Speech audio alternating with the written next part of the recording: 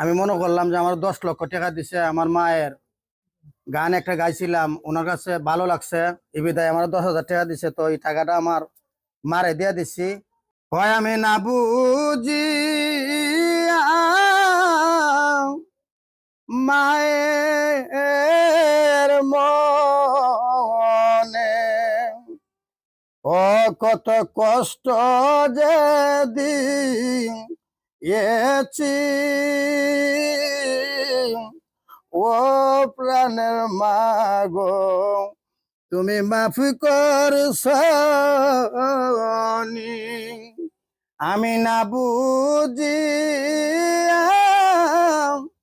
ওই আমার মায়ের মনে,